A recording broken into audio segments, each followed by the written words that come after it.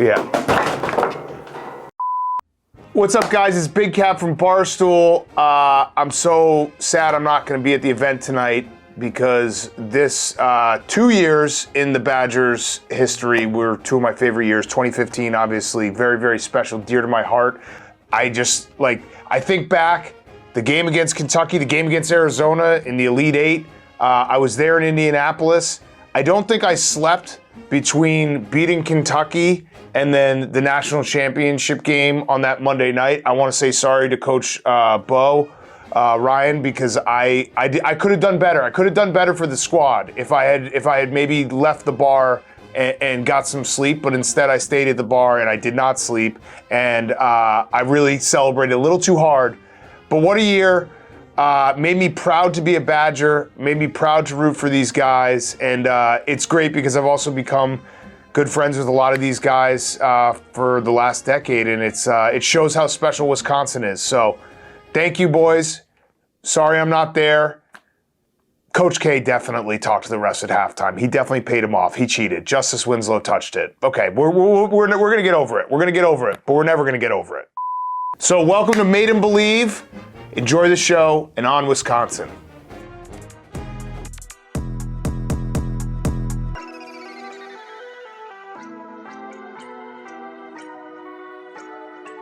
What we saw in Wisconsin basketball blew us all away. That it's one of the rare times where I think while it was happening, we knew we were witnessing history. Nothing. Hey, we didn't say that. Looks like we're playing the Maui Invitational right now.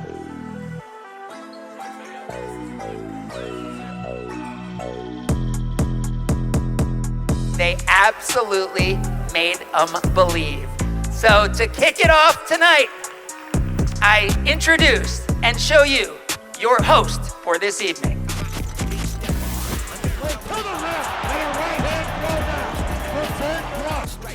Evans pitched it. Brust took it. Got them all!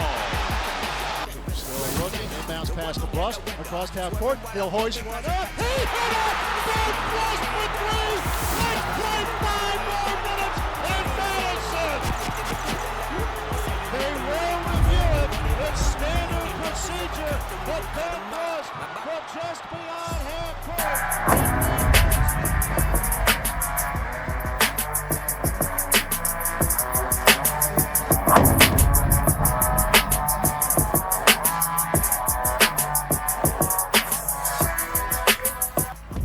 Thank you, everybody, and welcome to Made 'em Believe. This has been a long time coming. About 2 months and 10 years ago, this group did something special. Something really, really special. Special enough that we're able to fill this room with all of you. But I will be your host, keeping these guys on the rails for the most part. I'm already worried about what they're saying back there. Mike Mankey, the PA announcer, a voice you are familiar with. Let's send him out. For Josh Gosser, then Captain America. The young man just does a little bit of everything for his team to be successful.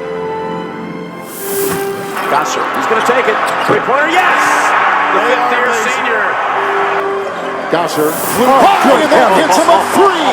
That big-time hit.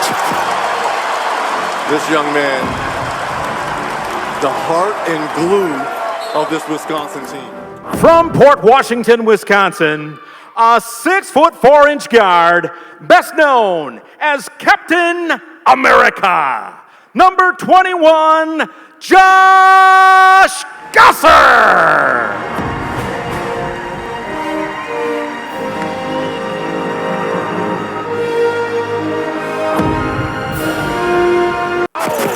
It's Dekker on a rack attack. Cut out. No look pass. Dekker slams it home and is heading to the line. Jefferson. Outside Dekker.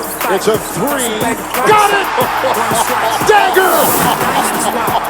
27 for Dekker. And the way he shot it and walked away. From Sheboygan, Wisconsin, a 6'9" forward and Wisconsin Mr. Basketball, number 15, Sam Dekker.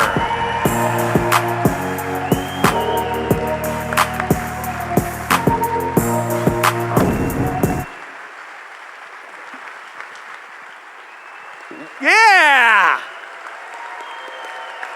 The guy stayed home and went to Wisconsin. He could have went anywhere, and he's a Badger. We love it. Who wants to see the tank? Mike, bring him out!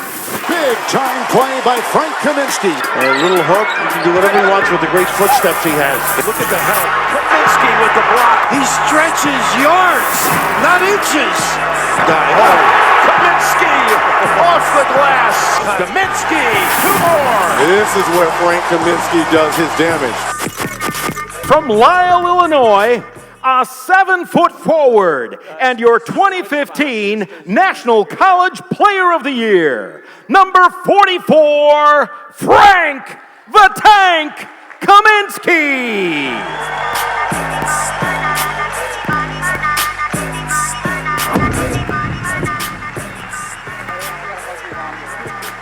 Put our basketball program on the map. He's done it in a class way. Bo Ryan, the coach, is old-fashioned. No nonsense. The coaches and the media agree. The coach of the year of the Big Ten is Wisconsin's Bo Ryan. It was my supreme honor to coach you. I will cherish the memories we share for the rest of my life. And the legendary head coach of your Wisconsin Badgers, a 4-time Big Ten Coach of the Year and Naismith Memorial Basketball Hall of Famer, Bo Ryan.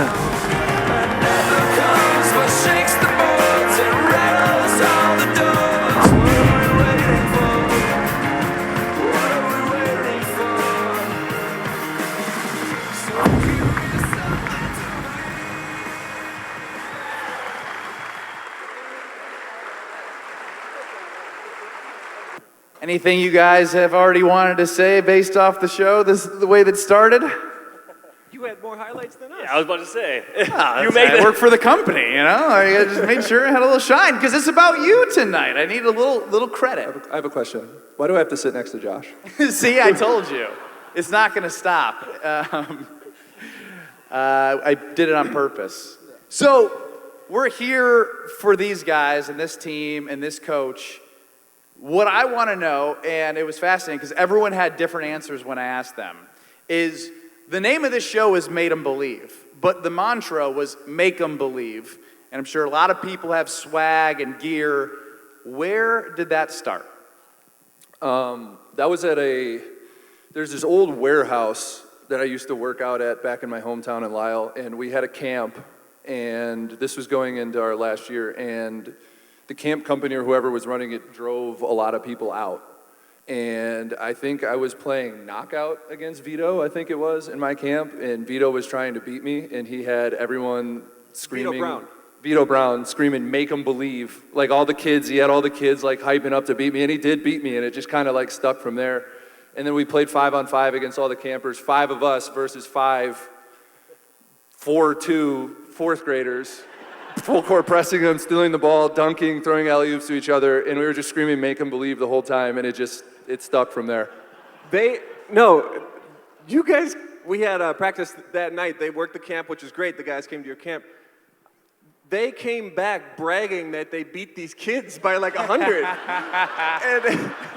We didn't, this is a true story, we did not let the kids, we took it as a personal piece of pride, they did not get the ball past half court.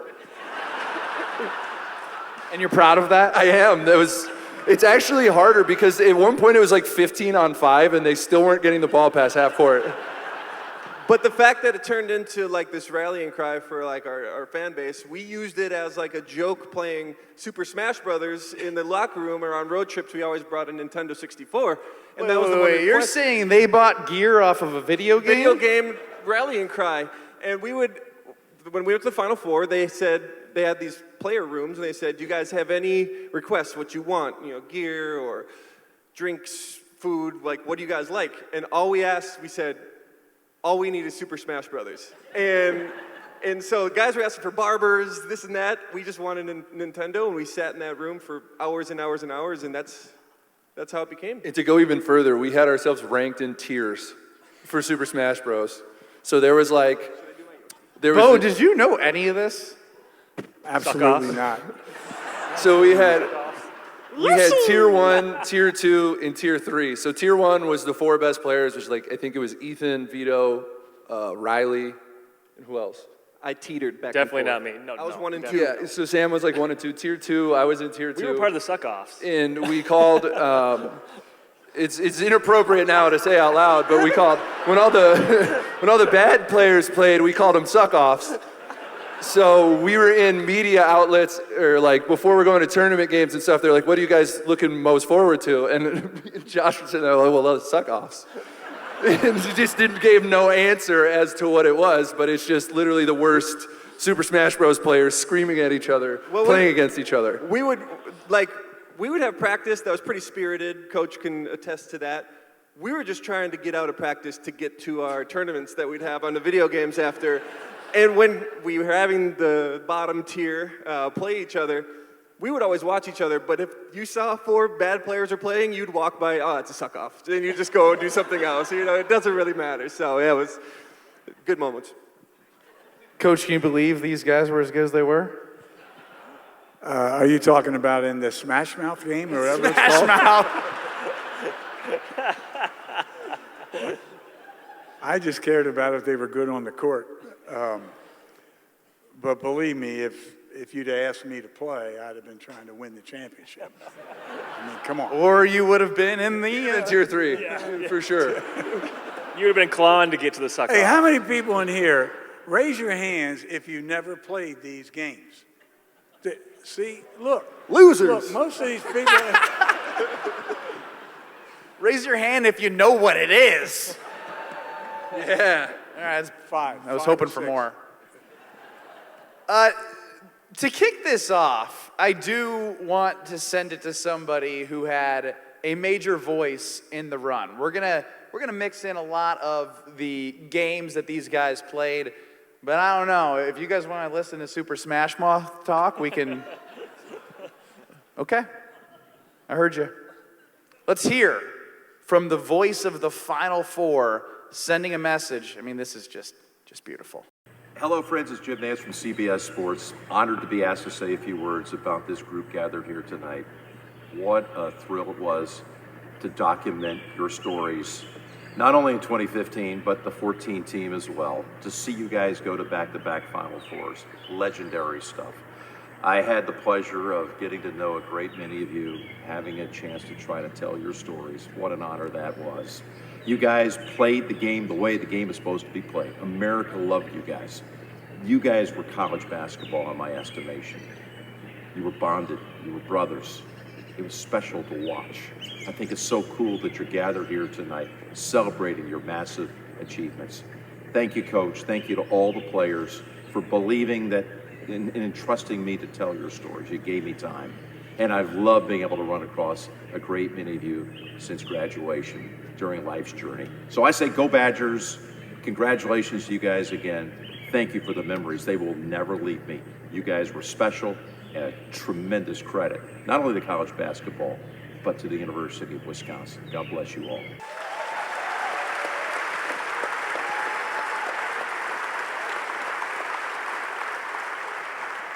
I personally love the way that he said the purest form of college basketball. How were you guys so good on the floor, and how much did it have to do with how close you were? Joshua. Put me on the spot. You got a whole row of family here. You better be able to talk. My family. No, I mean, it's cliche. You know, is it because we were good on the court, because we were so close off the court? Were we so close off the court because we were such a good on the court? It's obviously a combination of both, but I would say that year more than ever, you know, you have all these like team building activities. You try to build some of that stuff. We didn't have to do any of that. Like, we just wanted to hang out all the time, 24/7. I know Frank and I were seniors. I don't think we had, do we have any classes? Our senior, yeah. I think I had one class, it was online. If I did, I didn't go to them. Yeah, I think we each had, one class, so I know I would wake up, go straight to the Kohl Center, and I'd be there till 10 p.m. And we'd just hang out there all day. And Coach, I think, do you like hearing all these stories? Yes. No, but you know what? I haven't heard graduation rates since the NIL went into Frank effect. and I graduated. Frank and I graduated. They just didn't go to class. Uh-oh. Are we throwing the hat around for Sam's We tuition? were going to pass a hat around. Tuition fee. And for donations for Sam to be able to get his degree. Honorary. Ben, can I piggyback off what he said? Of course. Thanks. You're welcome. No, we were talking backstage, and someone asked a question about that, and I said, well, a couple things. Like, it's crazy how trust, like, covers so many things. And when you don't have to wonder, you know, we all have coworkers, you're like, all right, I wonder how this person's going to be today. I knew what I was going to get from Frank every day. I knew what I was going to get from Josh, from Nigel, down the line, from Shoei. Like, every day, not having to worry about that part of it makes everything else so easy. The communication becomes so easy. Losing becomes easier. Winning becomes easier. When you have that trust, it's amazing.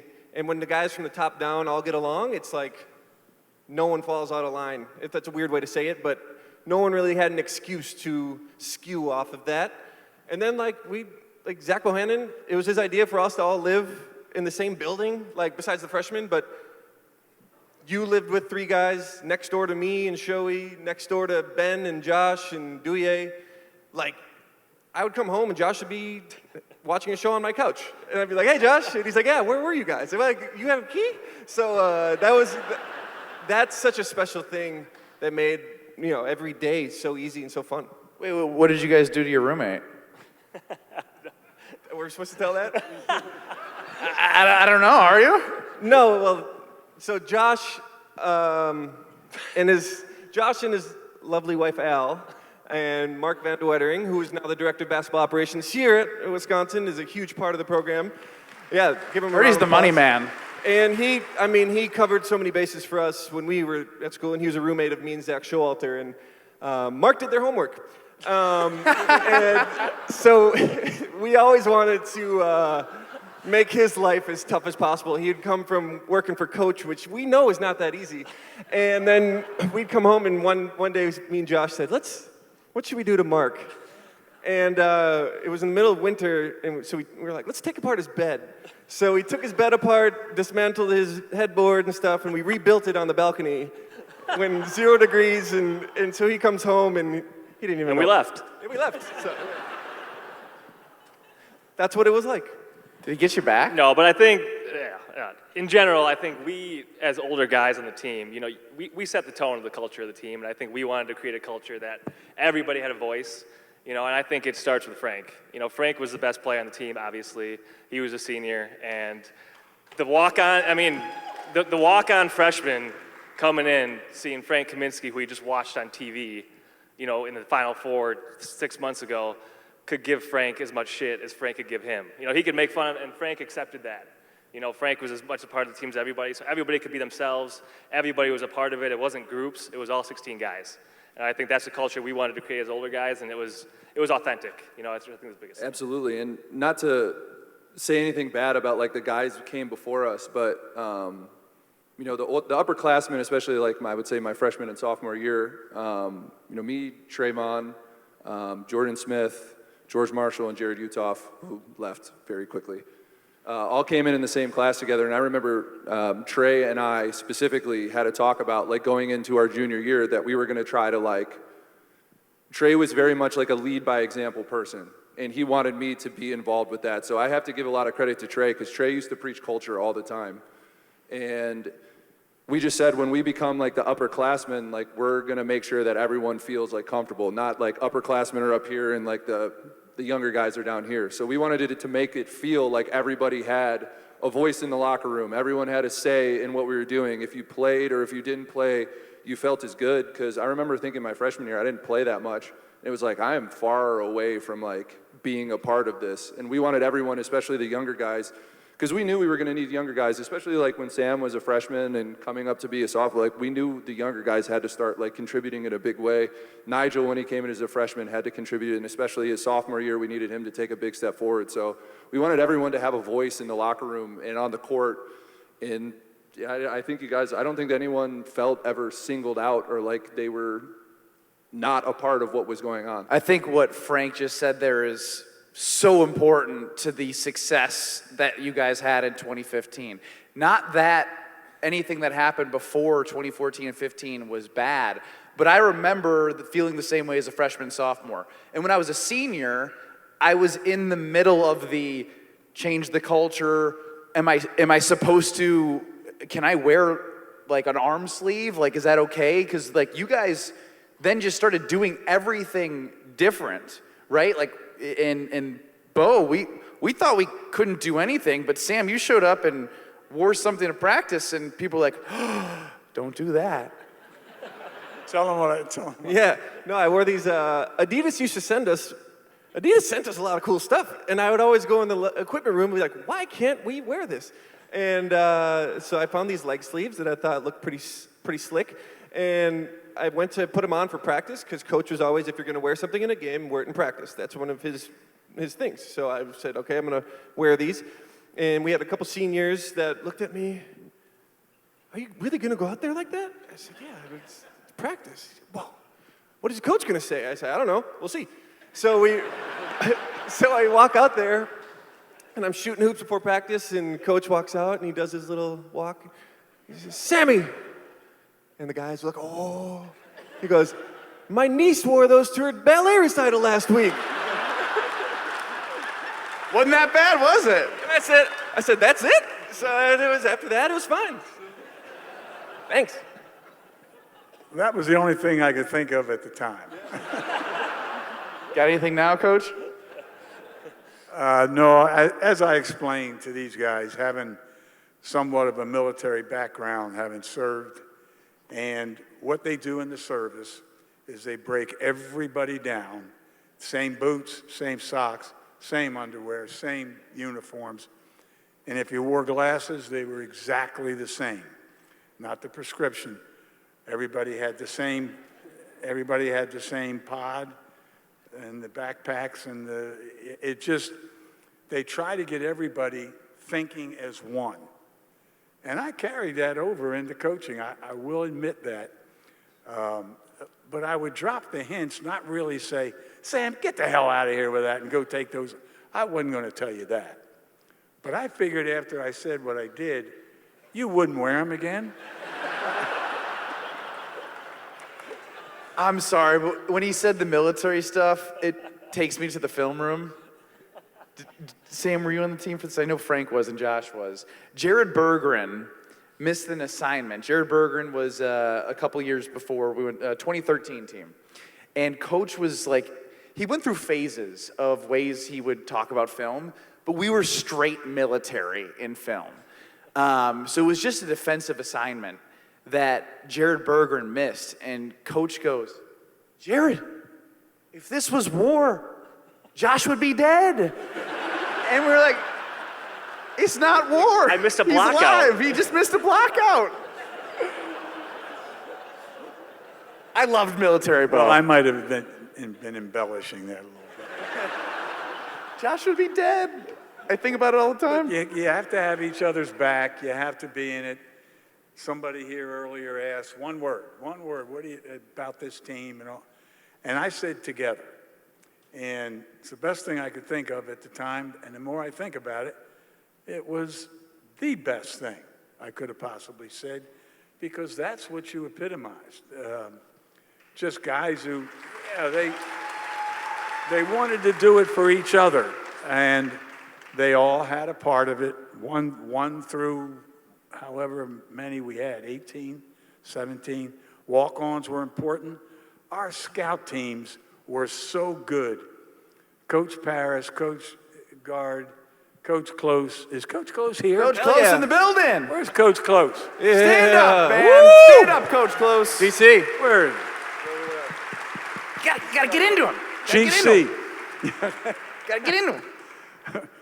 He's trying to say that I did this one time. Who does it the best? Josh? No. Frank? Go ahead. For what? Did it is? Oh, yeah. I mean, I could go on a rant about imitating you. We could be here You for a want while. that? All right, here we go. So, Ben, it was Nebraska, right? Nebraska. So we were in Nebraska, and we were about to play, and this was my sophomore year, Ben's junior year. I was like on the first team, but didn't play that much. So I would sit next to coach for like you said, every practice was like the game. So in practice, I'd play like 3 minutes, like I would in the games. And so I'd sit next to coach most of the practice, and Ben is a spaz, complete spaz. So Ben had this play where he just totally lost it all and just like threw the ball up in the air, and I don't even know what happened. And he comes over and sits on the scores table next to me, and he's staring forward, trying not to look at coach, and coach just walks up to him and goes, Ben, you're so and you're and I literally looked at Ben, I was like, that's the best way anyone's ever described you. Hopefully my fiance I don't know will be how proud. he did that. He was so good at that. You're like, He'd just and say something, and it's like, he'd say something, and you're like, I know exactly what he meant. exactly what he means. So I was like, I know. That was the point. It was also go the speed limit. Yes. That was his favorite one for me. One thing that we've talked about a little bit, Coach, you and I for sure, and I really want to get their perspective, is going back just a little bit to 2014. We'll take it to Milwaukee at the Bradley Center. How many of you were there? Yeah, good amount? I know you were there, Coach. So, 2014 Final Four team. I want to play a clip, and Frank's going to be mad because it's a highlight. Ball retained possession. Gosser will go deep for Jackson. The safety valve to the backcourt with 1:20 to play in a one-point game. Kaminsky leans in, comes up short. Kaminsky keeps it alive. New shot clock for the Badgers. Coming up on 1 minute left. Brust the three. He hits! Ben Brust from deep. And Wisconsin in front by 2. So the reason I go to that game, it has absolutely nothing to do with the fact that you were the one hosting the show. More and Ben you're the one that made highlights. the three. hey, he broke the franchise three-point everybody. record that game. I don't know who strategically paused that at the all-time career three-point record holder. Good job, Congrats, team. Ben. Congrats. No, but halftime in that game, we're down 12. I almost got your tooth knocked out for throwing the worst alley-oop of all time. I talked to my mom about that last night. She was like, "You remember that?" I said, "Do I remember that?" It's the I worst. didn't. I wasn't involved in halftime. I was on a table. Henry is in here. Henry Perez-Guerra is in here. Enrique Perez-Guerra, athletic trainer. He had to relocate my tooth. Dislocated my tooth, and that most painful thing. So if we're down 12, we played horrible, and there was a chance we could lose that game. If we did lose that game and we don't go to the Final Four, do the expectations change for you guys at all heading into 15? I think absolutely. If we don't make that first tournament run, I mean, we were talking about this in the back, like, after we made it to the Final Four that first year, and we all knew we were coming back, I don't think there was, Sam and I guess we had the opportunity to leave school after that year, and I made him sweat about it a little bit, even though I knew the whole time I was coming back. That whole, just from day one after we lost was like, we have to get back here. Like, we lost Ben, that's it. We can replace that. Got a lot of guys who I know are going to put in a lot of work in the off season, a lot of talent. Guys like Frank, Sam, Josh, Trey have now been through almost everything, and then young guys, and Dewey's been through a lot too. And then the young guys like Nigel and Bronson, the experience that they've gained this year, it's going to pay dividends for them in the long run, and they're going to be a great team next year as well. We can find someone to shoot some threes. So we knew we had the opportunity. So all summer, we talked about it, having such a close-knit group, it was just like, we're going back to the Final Four. Trey was a big vocal leader in all of that. I think every workout, everything we talked about, we just sit there and talk about it as a group, we need to get back there. So if we don't ever have that comeback and win that game and get that momentum moving forward in that tournament, like the story is definitely totally different. You know, that game, we were lucky to have played that in Milwaukee with so many fans, and I don't know if this is true. Someone told me that I think they served beer at that game. Mm-hmm.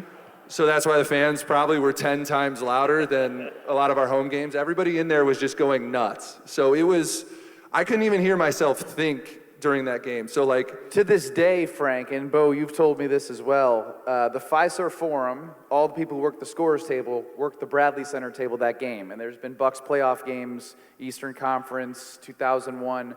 They have all said many times that it's the loudest the Bradley Center had ever been. It was because of all the They Badger said fans. it shook, that they could feel under their feet how loud that was. But let's go back to Sam, you with the mouth, with the teeth. Whoa. I had a good friend of mine say, hey, Coach, make sure you tell Sam Dekker that he never plays hockey. And I went, what the hell are you talking about? Never play hockey. He said he was like a baby going over to the men. Oh, my baby. Oh, my tooth. It was a hockey coach. It said that. He says, hey, we don't have any of our teeth. He said, but I guess it hurt. I guess it did. Now, back to your other question. But I had to get that in. If you guys ever want to get anything out, just take over from me. I don't care. Yeah. I loved how you talked about talking about it, because you pointed at me. You and I talked about it. Yes, yes, and Frank brought that up because it was something where, and one of the craziest things about getting 214 as well is Coach Gard brought us together without Bo and said we had the opportunity to do that. And I thought that was a moment that, like, it felt real that we could actually do it because we talked about it. We never really talked about it prior to that. And then the off season for 15, you guys lived it and weren't scared of it. Well, I think that's part of the thing. We kind of talked to Coach, and you two kind of hit on, like, the culture. Like, Wisconsin sports, Wisconsin identity is very blue-collar work. Don't talk about it. Do it. Show up, show up, show up. And Wisconsin sports, I think, personify that. And to a point, like, Wisconsin basketball lived that. Like, do it. Just show up, do it, play harder, outwork, and don't talk about what you do. Don't talk about your success. Don't look forward. Coach always just says next. That was on our jersey, next. Like, the next game, the next practice, the next film session is the most important. But when we lost to Kentucky, it was on our jersey. You don't remember that? It was on our collar. Pay attention. And or say something. Yeah, and no, it's I think wherever I was in my sentence before you cut me off and laughed at me. Oh, we're talking about it. That summer, we kind of said we want to change we want to get over the hump, and it was kind of a, Coach, you kind of were like, what do you mean change the culture? And I said, no, it's not. We're not disrespecting anybody. We're just saying we need to live this. We talked about it every lift, every workout. Like, we can go back to that. And so I think the second time, if you watch, it wasn't like a surprise on our face. The first time, it was like, oh my God, we got there. The second time, it was like, all right, what are we doing next? Yeah, now what? And so, like, that was this feeling that we visualized it and talked about it so much to the point it wasn't a surprise, and I think that's important for our success. Another thing, the farther you make it, unfortunately, the harder the losses get. So making it to the Final Four and losing feels a hell of a lot worse than losing the Sweet 16 like we did in years past. So you go into that off season, you have another level of, like, you're getting up at 6 a.m. every day, you're doing it, it means more. So I think we talked about it, but we also didn't need to talk about it because the pain was there, like, every day, because the further you make it. So if we didn't make it as far, it definitely would have been a different attitude for sure the whole off season. Well, we'll get to this 2015 year and practices. What were practices like? Did you loosen up a little bit? he did. Oh, yeah. He was. Hell yeah. Oh, my Well, goodness. there's no reason for me to intensify or build up situations after we run the hill. The hill is the thing that says, all right, if you do this, you're in shape. You're ready to go. For those that weren't We didn't run. nursing.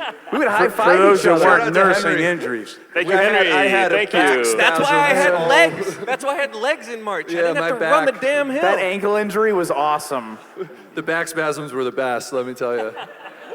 The 15 team probably got to know Henry better than any other team I ever had. And Henry, we still have to talk about some of those things. But the hill is the first opponent. If you conquer the hill, you've won the non-conference, you've prepped, you're ready for the Big Ten. And you know what we always did the last day on the hill? We put who we played first on like a poster, second, third, fourth. We took the schedule all the way up to the top of the hill, and then the last day, the freshmen grabbed the sticks out of the ground. And we all got to the top, and we all went down together. They got in their vans, they got in their station wagons, they hitchhiked, they did whatever they had to do to get back. But I think you still trained and did a lot of things, even though, Henry, you told me you were working them pretty hard. Swimming. Yeah. No, but to your point, though, practice, you asked, I think Coach Ryan was ahead of his time with, like, all we talk about now is analytics. You shoot threes, you get to the line, you shoot layups. You watch his team since forever. That's how he won. That's how he won. Platteville, you shoot threes, you get to the line. And I think with Coach Ryan, what made you different and about how practices made us so much better, you had a certain list of non-negotiables that were so ingrained in all of us. No man baseline, switch aggressive, like these things that were like, it's in your head. If I don't do this, I'm out. If I don't do this, I'm out. You get a bunch of guys to do those things well, the rest of the game becomes really easy. Like, he was tracking how many points we were having in practice per possession. Like, that's now a big thing that's talked about. You, Coach, Devin was talking about that quite a bit. And it's crazy. Like, the way we were so, like, we need to reach these goals every single day, I think that's what completes a team out and is honestly... Well, you really rattled off, if I don't do this, I'm out pretty quick. Physically getting back to what you guys were talking about with injuries and not running it. In the country, I don't care what institution you go to, we had Henry and we had Eric Helen. And those two, what they did with the players as far as conditioning, everybody thinks Henry the trainer tapes ankles. Henry the trainer is a psychiatrist. He's, you name it, just go right across the board. That Henry has listened to players tell him things that player wouldn't talk to his teammates about and wouldn't talk to the I actually need him to look at my toe right now. But the bad toe. And then plus with Eric, what he demanded, and he said he'd only leave the Bulls for one team, and that was us, and that's what he did. I mean, I had known Eric. Oh, we got handsome man on the screen. We'll get to Gregory in a second. Eric, I had known Eric for a very long time.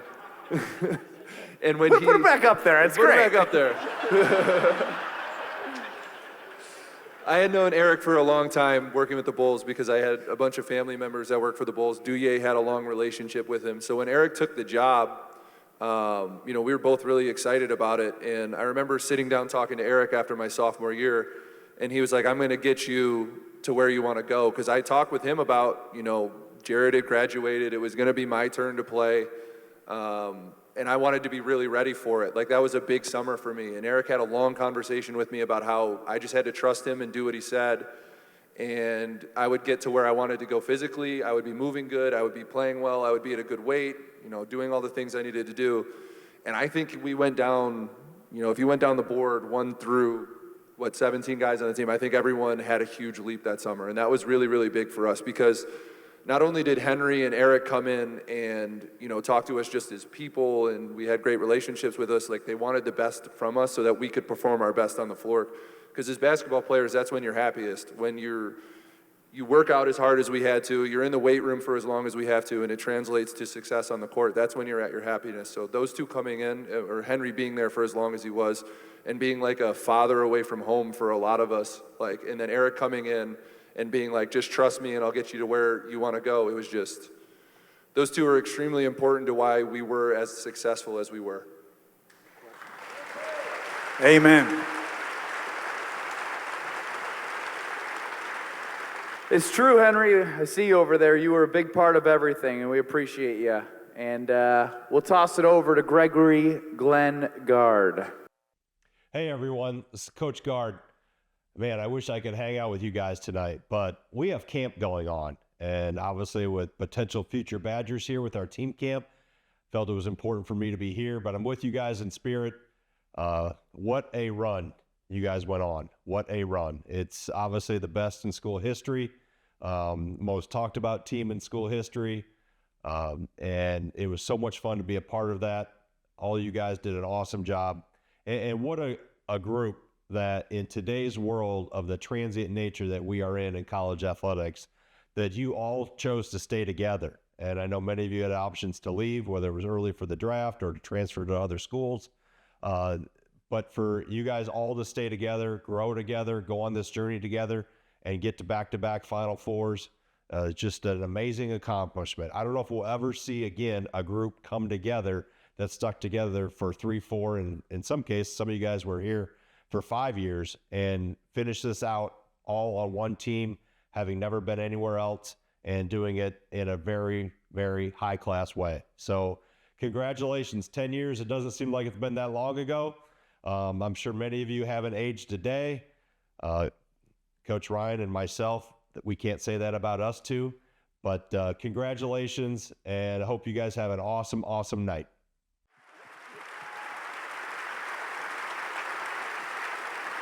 I mean, we definitely touched on it a little bit earlier when we were talking about the 14 stuff, but I don't know if anyone's really ever told, the details of the story before, but, we had played at Nebraska, and it was in a really important game for Nebraska. They did this no-sit Sunday or whatever it was. All their fans stood up the whole game. They were setting arena records for the decibel levels inside the arena, and one of our teammates, Zach Bohannon, had this idea that he was going to tweet from his phone at halftime because Tim Miles, the coach of Nebraska, used to tweet during the games. And we ended up losing that game. We played very bad at the end of the game, and it was a game we probably should have won. It got Nebraska into the tournament. We really could have kind of ended their season. And Coach Gard put out a message to all of us that we were going to have a meeting the next day in the film room.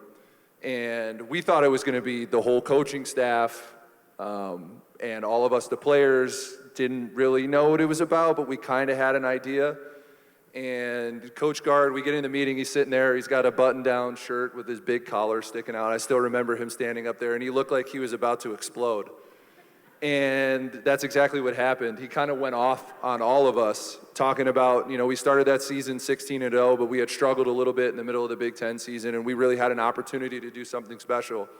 And he just laid into us about, how there's slim chances that you have a group that this talented and you don't want these opportunities to pass you by. Kind of started calling out some of us individually. And I think we all walked out of that meeting like, we really need to focus here. Like, we had been slipping a little bit in focus towards the end of that season, thinking we were, one of the better Badger teams. Like, we had already done a lot of these things. We were ranked really highly to start the season, and Coach Gard is really the one that brought us back together. And I don't know if he told Coach he was doing that beforehand, but that's something for Coach Gard, like, I extremely respect it, and that's a big part of the story, because I don't know if he doesn't have that conversation and he kept letting us go down that path, like, that's how you let games slip away. And I think from there on out, there was just a serious, like, we were fun away from basketball, but that's where we really brought it, like, okay, basketball is serious time, no more joking around. So I have to give Gardo props for a lot of that. I knew all about that. I said, go in there, have a meeting with the team, tell them a few jokes, loosen them up, and let's go. So That's not what Coach Gard did? No, that's not what he did. Coach, what if I tweeted during a game? What if that was me? What if I tweeted during a game? What if I tweeted like Zebo during a game? I don't even think he knows that Zebo tweeted during a game. I don't think he knows, but Gardo knew. Zebo was in his element by doing that. That's Zebo. No, I think every coach that we've had, first couple assistants, Robbie Jeter, along with Coach Gard, and Tony Bennett, guys like that, Saul Phillips went on to win championships. We've been very fortunate to have a tree, and I say we because a tree's got a lot of branches, and to have guys who have loved the game so much that they actually wanted to stay in the profession. I know a few coaches who have driven more assistants out of their love of coaching because of the way they were. I'm not mentioning any names, but you know, I'm just happy that guys that have worked with the head coach still love the game and want to go out and teach it and want to go out and still have fun with it and make a living out of it, raise a family, put a roof on the house, you know, do those kind of things. And every time an assistant coach has a chance, and I gave the assistants more opportunity when we would do those, I'd break them into 3 teams. Coach Close, today you run Princeton. Coach Gard, you run this. Coach Parrish, you run this.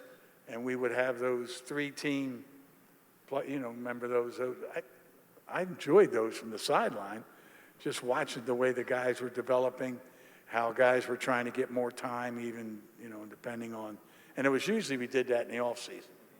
But guys who wanted to show, hey, we're going to show this coaching staff we can play. But you got Gary Close with 87 years of coaching. Coach Gard, who was with me for 23 years. And, you know, it kind of, Coach Paris, who was kind of new coming in. But you talk about a bright young man who is going to be in the coaching profession for a long time. And he will do extremely well. But, I mean, I had a staff that forgot more basketball than most of the guys we were coaching against. So I'm kind of happy that I was surrounded with that type of talent. And I want to get into this because we saw Coach Gard, and yes, to everything that Coach had just said there. Do we know or think if this team would have been together after 14 if the NIL era existed? I don't think so. No. No way. Absolutely. Like, just, I'm not even trying to say Josh, relax. You'd have had submarine sandwiches. You'd have had a Subway deal. Sorry, Sam. No. I think some of us would have stayed with big roles, but like, you look at our teams, like guys, unsung heroes that could have been stars at other places or big roles, like a Douye Dukin or like Zach Showalter could have gone to big other schools and like, you know, a bigger role, or Vito Brown. Like, all those guys are so talented and they pushed us every day and made us so much better and played huge roles in big games for us, but their opportunity was few and far between sometimes. I think those guys would have, and they should have, you know, like gone to a place. So that loyalty to us seemed pretty rare, and it was a huge reason for our success. And I want to stay with the 2015 season. We talked a lot about how we got there, right? The off season, the expectations, talking about it. You guys were it's hard to even talk about the regular season because you either really dominated or it was a loss against Duke, or we could talk about the Trayvon Jackson injury, Frank being out that game against Rutgers, and then a Maryland game, and then we're just talking about a lot of success. So when you think about a season where you had so much success and you lose to Rutgers and Maryland and Trey getting hurt, was there any ever doubt after everything you guys had talked about? There was never any doubt in my mind. The only doubt I ever had was when Trey got hurt. And it's just because Trey's impact, I mean, Frank talked about Trey's impact on our team from a leadership standpoint, from a fearlessness standpoint. But we had a guy named Bronson Koenig on the bench who just filled right in and came in and played 38 minutes. So, but our margin for error was obviously a lot thinner without Trey. And we didn't know how serious it was, and we had such a good group. But yeah, it's funny, people don't really talk about the regular season. Like Maryland was ranked 14th, by the way, when we played them. It's funny, every loss we had, we either lost at Rutgers, where Frank didn't play and Trey got hurt, and then at Maryland, great team, and then our flight broke down after the game. We almost died. Emergency landing. So we pretty much lost the game. Yeah, our plane broke down, so we didn't have time to think about our losses, and then we just rattled off 10 break down straight. when the engine stopped mid-flight. Yeah. And I was looking around what happened? So we either had a broken foot or a flight breakdown after each game, so we didn't have time for Coach to yell at us. And then we just rattled off 12 straight wins again, and that was the regular season, pretty much, in a nutshell. And then we just give the ball to Frank, and then we played Michigan State to clinch the Big Ten championship, and we're always really nervous when we play Michigan State. We go, and Coach Gard had their scout, and we didn't play well the week before, so Coach Gard is like, we're going to run the swing again this week. We're going to run the swing.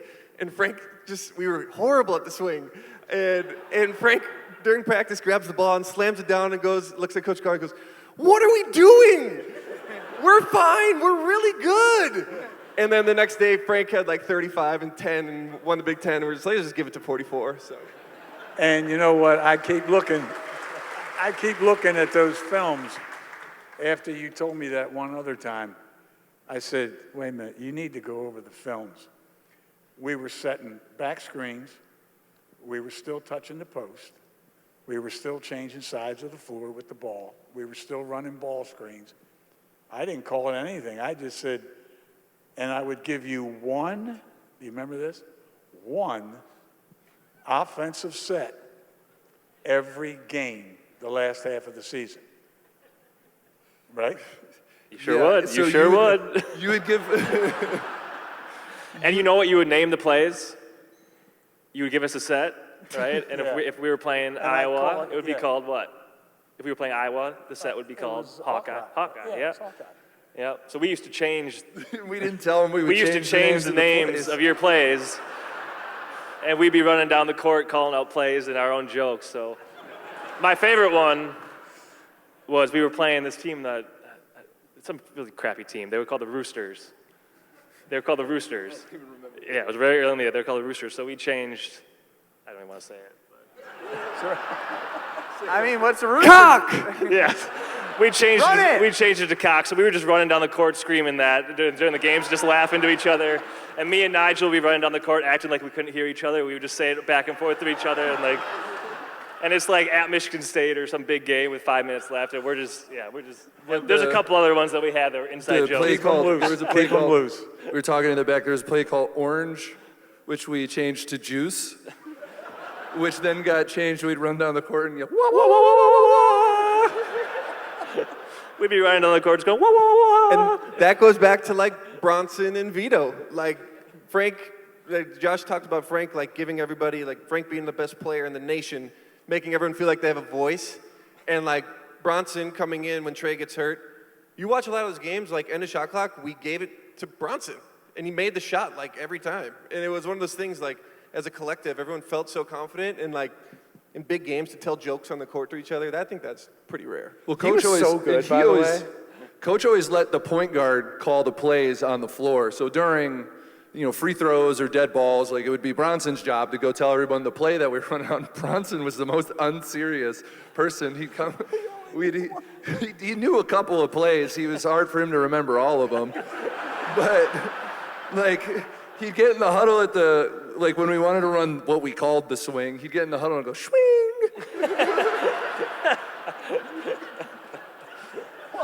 He always called one because it's a ball screen. Five for the one, right? Well, if you told him the first play of the game, and he would always remember that play, and then the rest of the game was totally up in the air. We're in blast. Again? Blast. Again? Blast.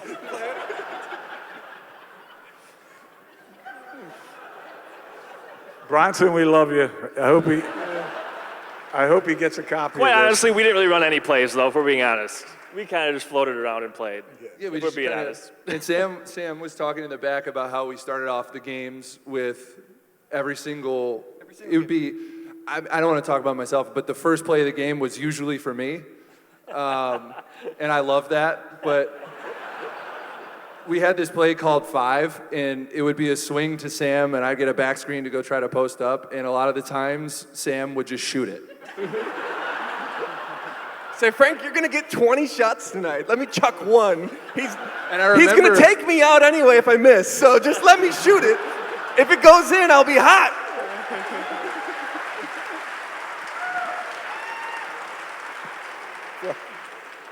I love this dynamic. It's so good. Ben, I just got a message here. Hold on. It's the Basketball Hall of Fame. They want their trophy back because it sounds like I didn't do any coaching. Wait a minute. What the hell? Okay. Yeah. All right. Fine. According to these guys, though, Coach, that's why you were great. I mean, in all seriousness, you probably did do not the least amount of coaching ever, but I think you gave us belief to be us and like be who we were, both personality-wise. Like we talked about the locker room stuff. You would come in the locker room and let us be. You wouldn't force us to go to the film room that second. You would let us finish our stuff, and then on the court, you would let us play. You didn't, I learned you weren't that calling plays every second. I learned that at Platteville. That's where I learned how to coach. At UW Platteville, where those guys, after the first recruiting class, and from there on, the players ran the show. The seniors told the freshmen coming in, don't you wear that sleeve. It was the the upperclassmen, and they followed it through, and then, what'd you think about the Canadian trip? It was great to see international waters. I remember you telling us we were going to horrible. Other teams are going to Italy, they're going to Spain. Hey, it's like, we're going to Canada! Barry said we didn't have any money. We went to Ottawa and Toronto. The flight to our international trip was like an hour. That's the only one the administration would let me take. They said they didn't have the funds. I don't know. But was that your junior year or your senior year? Going into my junior year. Yeah. It was cool about Canada. The drinking age was 19, so we were legal all that while we were there. That was all we did legal. stop at the casino And at Niagara Falls. I went to the casino in Niagara Falls with Ben, and 10 minutes in, he was laying on the floor because he had lost so much money in roulette. I scalped tickets to a Blue Jays game. Baseball guy. Blue Jays Yankees. We did go on the field, too. Yeah. We did. Patrick Herb got I us on still the have field, took a pictures picture, of, yeah.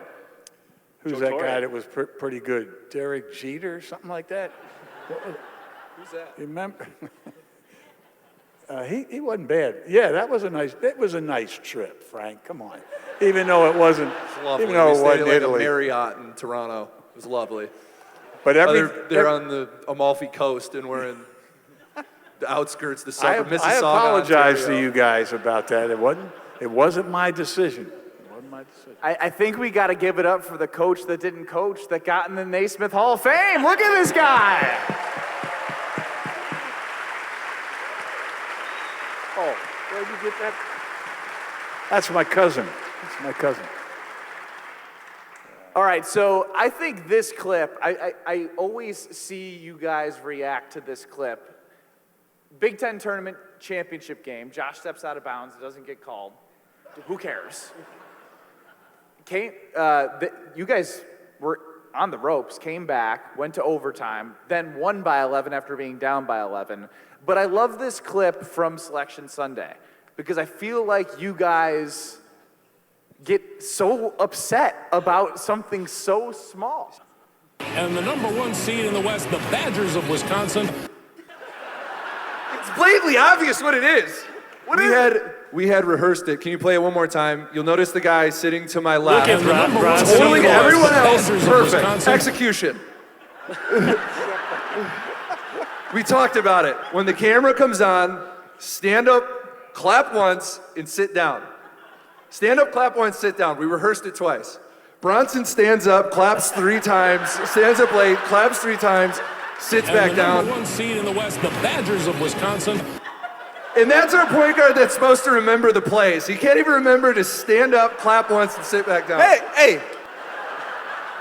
And you see Shoei laughing already because he knew Bronson messed it up. Wait, where's Shoei? And the number 1 seed in the West, the Badgers Watch of him laugh at Wisconsin. Bronson. You can see his face, pointed at the screen because Bronson. Oh, on the right side, gotcha. I missed that one In in his my film defense, study. Bronson and Nigel that game, my God, they were so good. They were great. Bronson had 20-something, Nigel had 25. I mean, those two, again, like, every night it was someone new. And, like, when guys got hot, you just let them roll. And I think that's the sign of a good team. What did you guys think when you saw the graphic of the selection show? Because I'm not going to lie, it kind of was screwed up. You guys had a hard draw. Like, did you guys care? Hardest. Yeah, I mean, like, it wasn't easy. We'll throw that up there in a second for you guys to see, but, like, were you not mad, but you're like, we can't catch a break? Like, we just dominated? I mean, I was personally happy because I knew we were going to get a chance to play Kentucky again. That's really, like, truly, if you would have said, let's just go play Kentucky right now, I would have said, yeah, let's just do that. Like, I'm just being, like, that was the team we really wanted to play, but to get there, like, Coastal Carolina was even, like, a good, I remember him in the scouting report, like, this is not a 16 seed. Like, this is a very good team. And then we have to play Oregon, who has, you know, a bunch of future NBA players. Joe Young was good. Joe Young was great. Dylan Brooks, Jordan Bell, a lot of really good players on the team. And then we have to go play North Carolina, who, was it the next year or 2 years? Next year, they're in the national championship. Next year, they're in the national championship game. And then we have to play Arizona, the team that we wanted Kentucky, they wanted us. So it's... I'm glad you said Arizona, because, I mean, they probably wanted revenge from 2014. Look at their record, 31-3. That's usually the number 1 overall seed They're in the a best. year. They're the best. I thought they were the best team we played. Yeah. I mean, Duke beat us twice. Arizona's talent was like, when they T.J. McConnell, Nick Johnson, Stanley Johnson, Caleb Tarzuski, Brandon Ashley, Rondé Hollis Jefferson, all NBA guys, all first rounders. That team was so good, and I don't know. We did. Yeah. You guys remember this one? Right defending. Shot clock is down to 10 for Koenig. Bumped by Hollis Jefferson. Outside Dekker. It's a 3. Got it! Dagger! 27 for Dekker. And the way he shot it and walked away.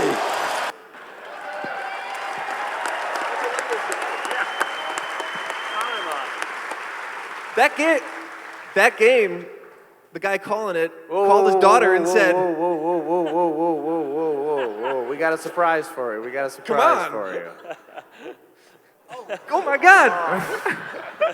Hi, good evening, everyone. This is Kevin Harlan of CBS congratulating your reunion of the 2015 Wisconsin Badger men's basketball Final Four team, Big Ten champions, 2 straight years to the Final Four, 2 incredible seasons with a lineup for the ages and a coach for the ages and a program that has continued its great success ever since. I remember back in 2015, we had the privilege of calling your 2 games, the Sweet 16 win over North Carolina and then the Elite 8 win over Arizona. In the day between those games, the Sweet 16 and the Elite 8, we had a chance to meet with some of the Wisconsin players. 2 in particular came into our room, and I was with the great Hall of Famer Reggie Miller, our terrific sideline reporter Rachel Nichols, and in came Frank Kaminsky and Sam Dekker. And when they left after their 15, 20-minute conversation with our crew, we all looked at each other and said, what great kids, what wonderful young men. Little did I know that a couple years later, one of those players would be asking for our daughter's hand in marriage. And one of the great moments of my life was when Sam Dekker asked me for Olivia's hand, and I gladly gave it to him. My wife Ann and I are so thrilled to have Sam in our family. And now they're starting their own family. They've got one, little Wolfie, and they've got another one due in October. I was in Springfield when Coach Ryan was inducted into the Naismith Basketball Hall of Fame in Springfield this past fall. And so I feel as a Wisconsinite that I'm connected to the school in so many ways, but certainly with Sam and being a proud member of this state, watching that team flourish and thrive and set history for what they accomplished. So I hope you're having a wonderful time tonight. What a great, and listen, in the blink of an eye, it'll be the 20th reunion, then the 25th reunion. It's funny how things work. But those memories, the play of you every game, will be indelible in the minds of all of us that cheered you on, watched you from afar, watched you in person, and are so happy for this convening of that terrific team. Those two teams in 14 and 15 will be in our hearts and our minds forever. Congratulations and enjoy the night. How about for Olivia, too? She's in the crowd, growing the Dekker family. Come on now. Where is she? Frank, we can give a shout out to your wife, who's how close? Like 3 weeks. He's here. About to be a father.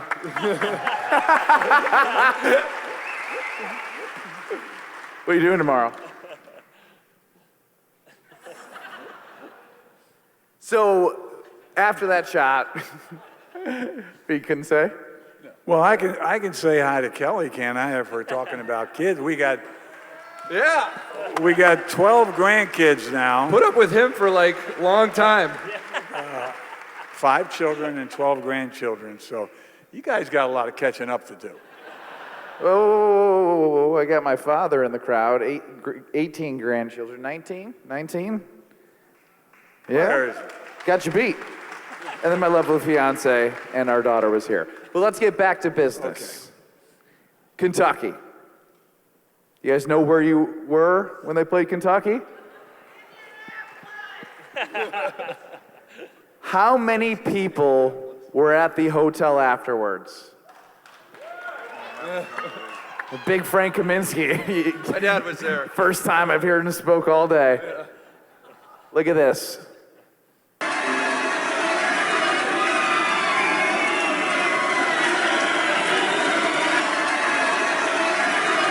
That is a hotel lobby. Who was the player that kept sticking his head out and pulling it back? Sam? What was that like? It was like 2 a.m, wasn't it? Or like 1. I wanted to go to bed. Yeah. I mean, just going to the game itself, we had such a big lead up to that game. And even going back further to the Arizona game, like I almost felt bad against Arizona because we literally didn't miss in the second half. We shot like 80% from the field in the second half. So I remember after the Arizona game, it's like, okay, we have Kentucky next. And we just played some of our best basketball that we've played all season against a fantastic team. It's like you have that confidence going into it, like, okay, we're ready. And if you go back to what Sam said earlier about the year before, it was like we were surprised we were at the Final Four. And I remember thinking to myself, like, I'm not going to be surprised to be here the next time. Like, we're playing Kentucky. This is what we all wanted. This is what we all asked for. And going into that game, I remember just having, like, such this big laser focus about, I want to play this team so bad. They're undefeated. They have all these NBA players. We heard all year about their, what they call it, like they had 2 platoons of NBA players. They subbed 5 NBA players out for 5 more NBA players in. It's all everyone talked about. And I just wanted to play them so bad. I wanted that game to be there. And we played great. We beat them. And to be able to celebrate, that with a lot of knowing how much it meant to all of you, because it meant so much to us, was like validation to me in my mind that like this was the team we wanted to play, and we were at the stage that we wanted to be at, and we were going to go play for a national championship, having ruined an undefeated season that everyone was talking about all year. So that was extremely special. It was like validation from all of our fans, from everybody. They waited for us until 2 o'clock in the morning in the lobby of, I don't even remember what hotel the Omni. it was. The Omni lobby of that hotel until 2 o'clock in the morning. I didn't even get to see my family after that game because I couldn't find them in the sea of people that were down there. And I'm sure my dad was in the middle of it partying just like the rest of you. Yeah, he's raising his fist. He definitely was. Did you tell your teammates in the NBA when you played with Kentucky players? Oh, yeah. I played with Devin Booker for 3 years. And when I signed in Phoenix, I was in Las Vegas to go sign my contract, and he was there, and the first thing he said when he looked at me, I had never really talked to him outside of this. He just looked at me and goes, "I'm not over it." And I knew exactly what he was talking about. Sam, yes? We're going to show you again. What? Somehow Frank, when we were putting this together, Frank was the best player of National Player of the Year, but you didn't have a lot of highlights. Because he was so consistent. I know, it wasn't cool to watch. I mean, like, he had no duds. I would have games that was like 5 points, 3 rebounds, and he would have like 40. It was like, of course, he was the man. So, anything else you guys remember from that game against Kentucky before we move on? I was going to ask Frank and Josh. So us three would go to the half court. I know we're here for like insight on things that you don't see on TV. So you do the little handshake with the captains. We would always walk up there, and they had, we had a senior, junior. They had 3 freshmen walk up, and you could see it on their face. They were trying to do this like scowl. Like, we were so relaxed. We watched all this film. We had played in all these big games. Everyone was trying to knock us off all year. Same with them, but, like, I felt like we were just, like, battle-tested. We were, like, so loose going into games. And we didn't change who we were. I think that's what was unique. And they had this, like, they tried to do this, like, big boy, like, and you shake hands, and they, like, just, like, dapped me, like, hit me. And I remember we turned around, and I went to him, I said, "Game over." I was like, they're nervous, and that's half the battle in these games. Well, the game didn't start off extremely. I remember we had a turnover for a Willie Cauley-Stein alley-oop, and I was like, uh-oh. They're big. Right on my head. No, to your point, though, I remember the moment I knew we were going to beat Kentucky. It was actually the day before the game. We had what was that event we did like before? Was it Jim Nantz? We went to like some banquet? There was some banquet with all the teams. I remember all the teams got introduced for some reason. They do it every year. And we were in the back room with Kentucky and with like Michigan State, and we were all lined up with each other. And all the Kentucky players like had headphones in like the whole time, and they were like lined up, like not talking to each other. Like some were sitting, some were standing. They weren't even like communicating with each other, and we were doing what we do, like just joking around, talking, just being who we were in the moment. Like it didn't matter that we were about to play in the Final Four or the first game of the year. Like we were just being ourselves. And even though they had a lot, like they didn't have what we had. And I thought that was really important going into that game. Like I felt the same way, where I felt like we got them because we got this togetherness, this chemistry. And didn't you say that Devin Booker was easy to guard? No. Thank God they had that platoon system, because if they didn't, if he played 40 minutes, I don't know if we win that game. Let's bury him one more time. What do you say? Shot guy, Gasser, just sticks it at the appropriate time. We step back, Jack, and Dekker hits the 3! And you talk about big shots, Dekker. Early onions. Wow. A 7-0 run for the Badgers. Capped off the 7-0 run. Do you get chills watching that? No, not really. We were doing, like we talked about, we didn't really run anything that game. We just kind of roamed and waited. Because when you play against a young team, it's like... This coach, man, I tell you. No. This coach. No. He was, I remember it was kind of like when you play young teams and, when you're coached hard and basket cut. Make them... simple rules. Someone will screw up. Like, wait for them to screw up. Keep moving. And I think that's in those situations there, they switched when they shouldn't have. I got a big on their heels, and I made a shot. And it was just like, you just wait for these guys to make a mistake. And I think when you have a veteran team like that, it's just like, those plays are going to happen at some point. You just can't try to make it all at once. And, And, I mean, if you go, we played at our pace.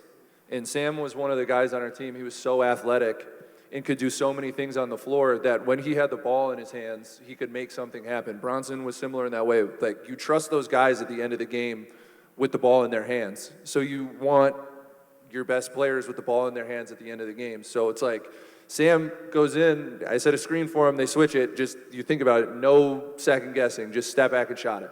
That's just confidence, that's believing in it, that's trusting each other.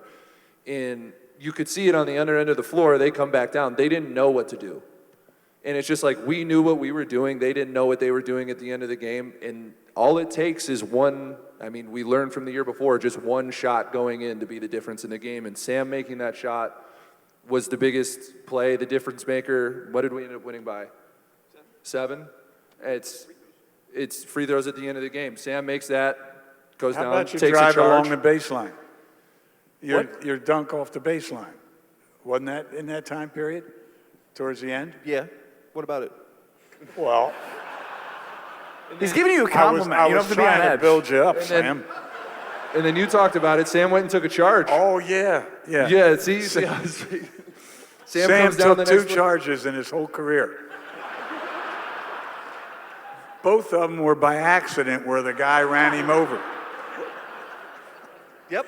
And the one at Virginia in that high-scoring 48-38 game that we won. There were 6 NBA players on that floor when we beat them 48-38. Tony was he was dictating the tempo that game. That's for sure.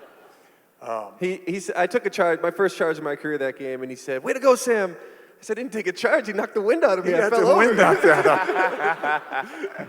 Oh well. And it was verified on tape, and I showed it in our Thank you. film session the next day. So you beat Kentucky. We saw the hotel. You lost to Duke in the ACC Big Ten Challenge at home. Did you have the same confidence you had when they shoved you at the captain's line like Kentucky did heading into that game? Personally, yes. I thought we were the better. I mean, we played in the year earlier in the year. I felt like we were the better team. I felt like us, Kentucky, Duke, and Arizona, neck for neck. And I felt extremely confident going in that game, and we played well for the majority of the game, right? I mean, we did what we needed to do, and I never lost confidence. It's just ball didn't bounce your way a couple times. I don't know if we want to give the coach the mic here, but. Well, we're going to give him the mic in a second because I do want to bring up something from earlier in the show. We heard from Barstool Big Cat, a diehard Badger, and he said what I think everybody in this room is thinking, even coach next to me. Coach K definitely talked to the refs at halftime. He definitely paid him off. He cheated. Justice Winslow touched it. Okay, we're going to get over it. We're going to get over it, but we're never going to get over it. Did you ever think about getting a tech in the second half? Because you mentioned it was refereed 2 different ways. Kel, have they given you the release yet on the trauma that caused? Where's Kel? Yeah, she still brings it up. That game is the only game from reel to reel when I was an assistant at Wisconsin, from DVD, CD, whatever. It's the only game I've never watched again because I know everything that happened. I don't need to watch it. But people ask me, well, when you looked at that game again, I say, I haven't looked at the game because I know what happened anytime a head coach gets with officials off the court. It's illegal, it's against the rules, and people that were there said to me, all he was saying was, Wisconsin fouls. They do foul. Wisconsin, because we led the nation in the fewest number of fouls. And so Mike, as a good coach should, I guess, wanted to just let the officials know that we did foul. Because the whole game changed in the second half with how the block charge, everything went.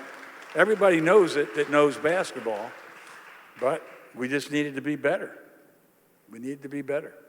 I do want to put up, well, we got.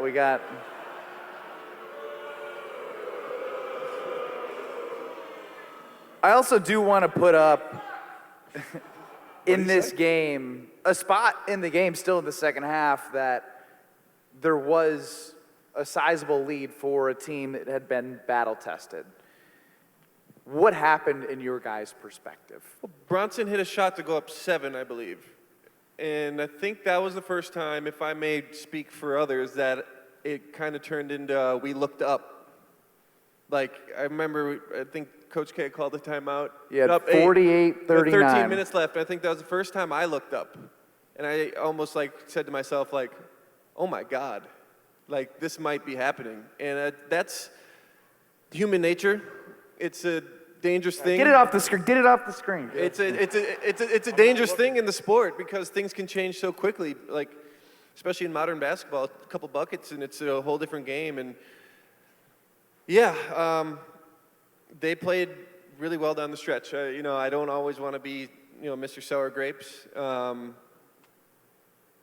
They took some tough shots. They took Made some advantage good of plays. mistakes. You know, we didn't play well down the stretch, and like, you know, we played 30 really good minutes of basketball, and it slipped away. And those are the things that those are the ones that keep you up at night because you're just like, think of all the things you could have done better. You know, I've never been a blame the ref guy, but when you see something like this so blatant in a world where you have the technology, does that make you mad? Like, because it did change a possession. This is the one right here, I think, that gives it maybe the best look. Yeah. Fingertips there. Look at that. Look at that. I think that was off a Duke player, wasn't it? Like I said, I haven't watched it, so. We lost. I mean, Duke was a good team. It's not like we lost to some scrub, and that was a different. You know, There's 370 teams that would have loved to have been us. Yeah, it was obviously there was a feeling in that game in the second half. We felt it. It was obviously something going on, and just things weren't going our way, but we still had a chance to win, and we got beat but we got beat by a good team. It wasn't like you know we choked or anything like that. Like they just made a couple more shots. I think it was kind of like the Kentucky game, the game before. Duke just went on the last run. Like they went on the last 4-minute run of the game. If there was 4 more minutes in that game, I guarantee you we would have went on a little 7-0 run or something and probably, you know, just. And I was so lucky to be able to coach a team who took the defeat. We got on the plane the next day coming back, and as I walked down the aisle, I can hear Frank saying, God, I fell behind in my class. I got to get those notes from my neighbor. And Josh was saying he had to make up 2 or 3 tests. And Sam was saying, am I still a student?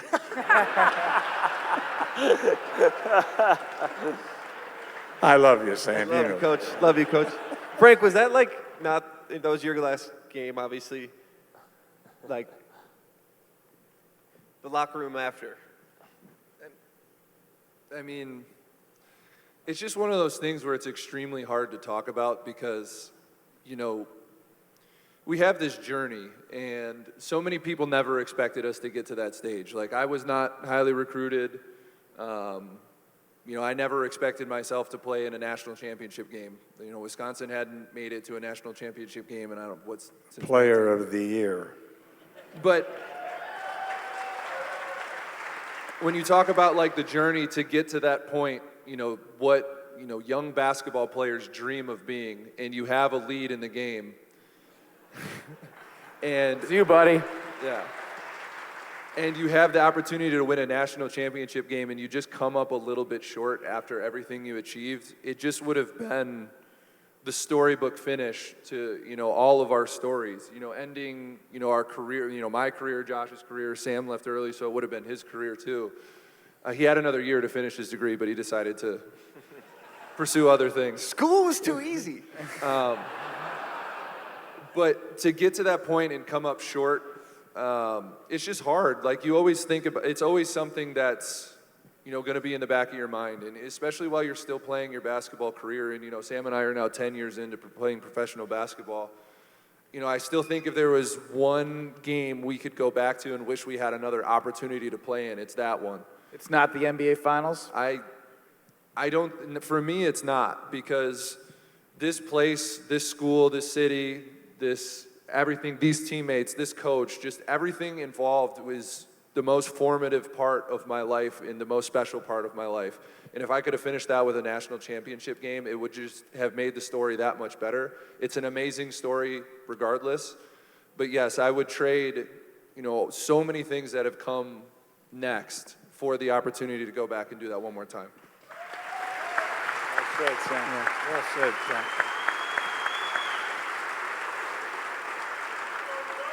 That is well said, and I do want to hear lastly from each and every single one of you. And Frank, you know, I want you to have the last word, or you can just leave it on that, because that was just about it from the heart. What do you think the lasting legacy that this team left was? I mean, it's funny, like, me and my wife Olivia will be I've played in 6 different countries professionally, and we'll be at a dinner in Turkey or like Italy or something, and someone will come up to us and be like, oh, like we're huge Badger fans. We're from Kansas, but like your team, wow, like thank you for that. And I'm like, I think all of you have a story like that, where it's like these people just continue to like remind you that you were part of something really special. And when you're in the moment, you don't really realize, what is that quote? It's like, you don't realize you're living the good old days till they're the good old days. Like you're so in the moment with like these guys you love, that's just like, it almost didn't feel real when it ended.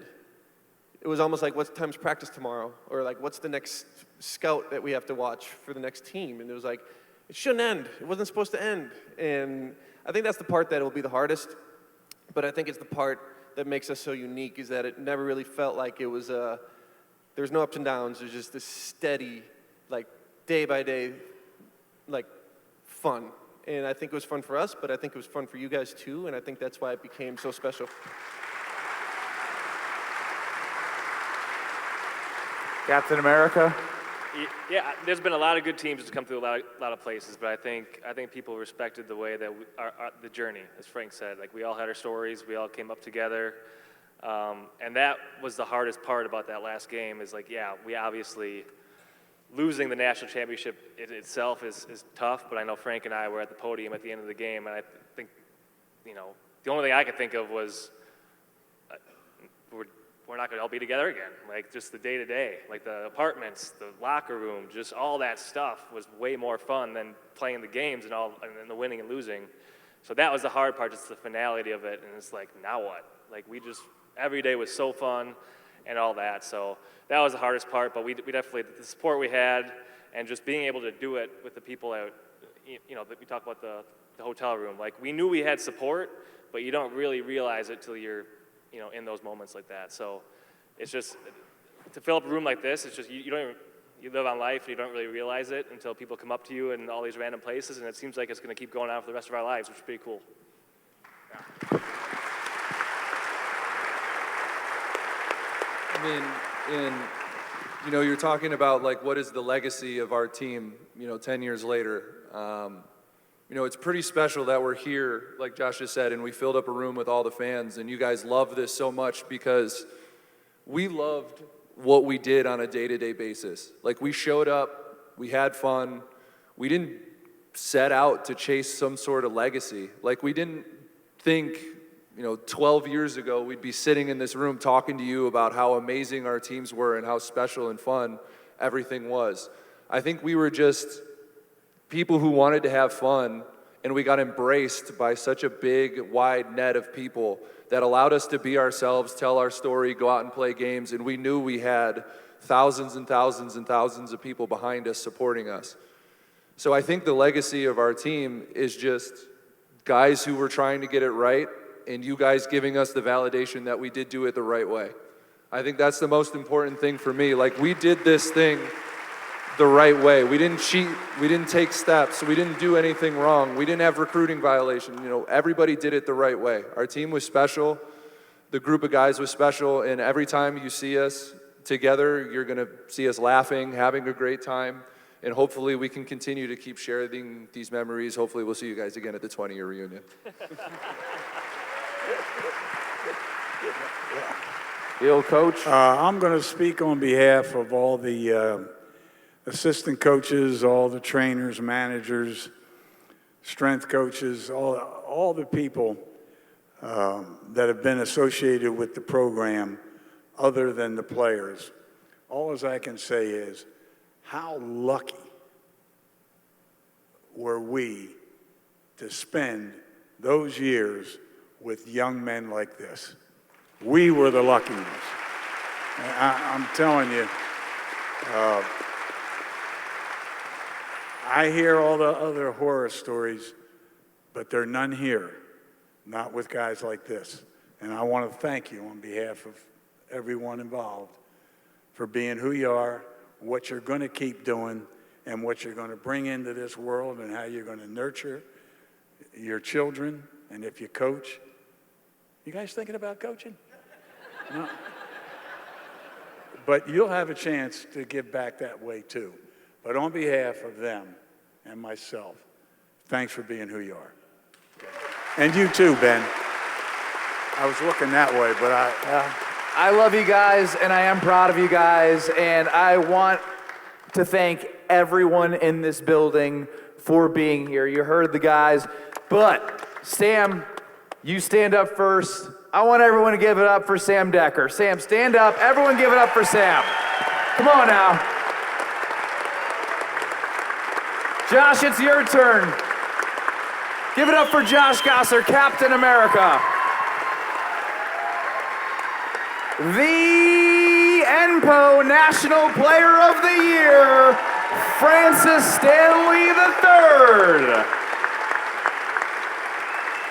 And the Naismith Hall of Famer, stand up, Coach. Thank you for everything you did for all of us, Coach Bo Ryan.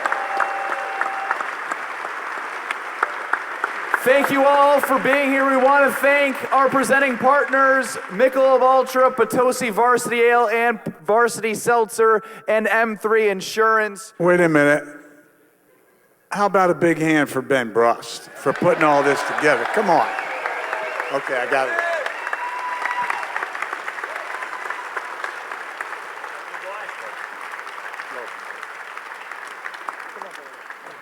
I lost my thingamajig.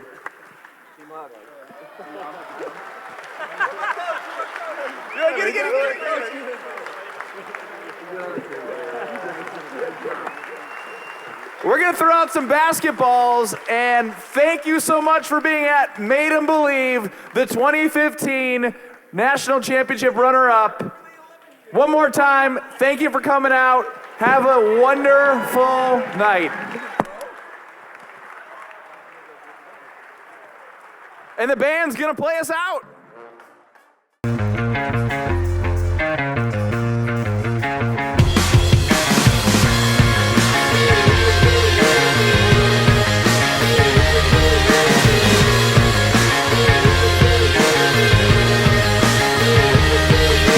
Faces all around me, they don't smile, they just crack.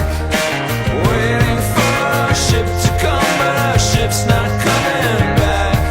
We do our time like pennies in a jar. What are we saving for? What are we saving for? There's a smell of stale fear that is reeking from our skins. The drinking never stops because the drinks absolve our